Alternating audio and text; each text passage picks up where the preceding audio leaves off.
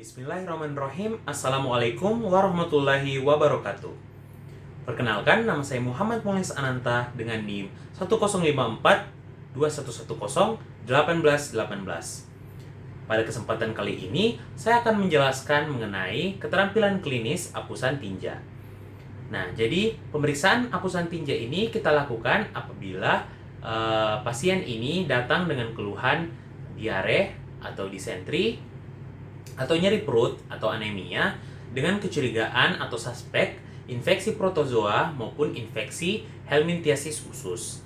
Apabila dia itu infeksi protozoa, maka pada apusan tinja ini kita dapat menemukan dalam bentuk kista maupun dalam bentuk tropozoid. Sedangkan pada helminthiasis usus, kita dapat menemukan dalam bentuk telur, kemudian larva dan juga cacing dewasa. Nah, pertama-tama kita melakukan persiapan alat dan bahan terlebih dahulu. Nah, secara umum, alat dan bahan yang harus kita siapkan yaitu meja pemeriksaan, wastafel, kemudian sabun cuci tangan, handscoon, tempat sampah medis, dan tempat sampah non-medis. Kemudian selanjutnya, untuk melakukan apusan, tinja, dan juga pewarnaan tinja, di sini yang kita perlukan yaitu yang pertama, kaca objek dan penutup kaca objek, kemudian sampel tinja yang berada di dalam pot, kemudian kapas kering, setelah itu kayu aplikator, spidol, dan juga 2 buah pipet. Nah, sedangkan untuk alat dan bahan yang kita gunakan pada awetan tinja itu ada kayu aplikator, kemudian ada kayu aplikator, kemudian ada selotip, setelah selotip ada tinja yang berada dalam pot, kemudian ada label, ada spidol, kemudian ada larutan formalin, dan juga larutan polivinil alkohol atau PVA. Nah, baik, setelah kita mempersiapkan alat dan bahan, pertama persiapan pasien terlebih dahulu, atau pengambilan sampel tinja. Jadi pengambilan sampel tinja itu pertama-tama, sebelum kita melakukan pengambilan, kita menjelaskan kepada pasien terlebih dahulu apa tujuan dari apusan tinja ini, dan kita menjamin kerahasiaan serta kita meminta kesediaan dari pasien.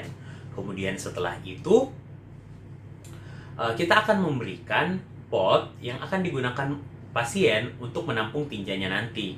Sambil kita menjelaskan bagaimana pengambilan sampel tinja yang baik.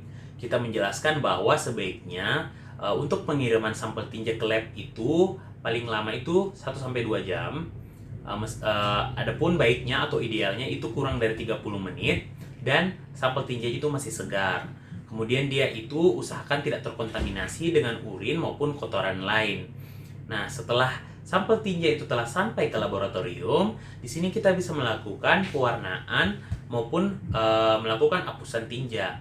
Jadi di sini kita mengambil kaca objek, kemudian kita menuliskan identitas pasien, kita menuliskan tanggal pengambilan sampel tinja, nomor registrasi, dan tanggal pembuatan apusan pada kaca objek tersebut. Setelah itu kita mencuci tangan menggunakan handscoon. Nah, kaca objek tadi kemudian kita akan teteskan dengan 2 larutan. Jadi pada bagian tengah kiri dan tengah kanan, pada bagian tengah kiri di sini kita akan teteskan dengan larutan saline solution, sedangkan pada tengah kanan kita akan teteskan dengan larutan Lugol's iodine. Nah, saya juga lupa menyebutkan tadi bahwa di saline solution dan Lugol iodine itu kita masukkan di persiapan alat dan bahan pada pewarnaan dan pembuatan apusan. Nah, setelah kita meneteskan kedua larutan tersebut, kita akan menggunakan kayu aplikator dan kita akan mengambil sampel tinja menggunakan kayu aplikator tersebut. Namun, perlu kita garis bawahi, pada beberapa sampel tinja kita harus jeli dalam pengambilan sampel tersebut. Nah, apabila dia tinjanya itu cair, maka kita dapat mengambil semua tinja tersebut. Namun apabila sampelnya itu dia ada lendir dan darah, kita mengambil sampel tinja yang ada lendir atau darahnya. Sedangkan apabila dia itu padat, maka kita mengambil bagian luar dan bagian dalam. Nah, feses yang kita ambil menggunakan kayu aplikator tersebut, kemudian kita akan masukkan ke tetesan dari larutan tadi, kemudian kita ratakan menggunakan kayu aplikator. Begitupun dengan larutan Lugol's iodine, kita juga mengambil feses menggunakan kayu aplikator, kita tuangkan, kemudian kita ratakan menggunakan kayu aplikator. Nah, setelah itu kita akan menutupnya menggunakan kaca penutup. Apabila terdapat kelebihan cairan, kita keringkan menggunakan tisu. Kemudian setelah itu kita membuka handscoon, kemudian kita mencuci tangan. Adapun untuk pembuatan awetan tinja, jadi pertama-tama kita mencuci tangan terlebih dahulu, kemudian menggunakan handscoon. Setelah itu kita menyiapkan 2 buah vial yang dimana kita tempeli masing-masing label yang berisi identitas pasien, kemudian nomor registrasi dan tanggal pembuatan awetan. Nah, kemudian setelah itu jangan lupa bahwa di vial pertama kita tuliskan huruf F yang berarti larutan formalin. Kemudian yang kedua kita tuliskan huruf PV yang artinya itu polivinil. Isinya itu polivinil alkohol nantinya. Nah, setelah kita melabeli masing-masing vial, kita menuangkan pada tabung F ini dengan larutan formalin. Kita menuangkan itu sampai setengah penuh. Begitupun dengan PF. Kita tuangkan PV, maksud saya, kita tuangkan dengan polivinil alkohol sampai setengah penuh. Kemudian kita ambil sampel tinja menggunakan kayu aplikator.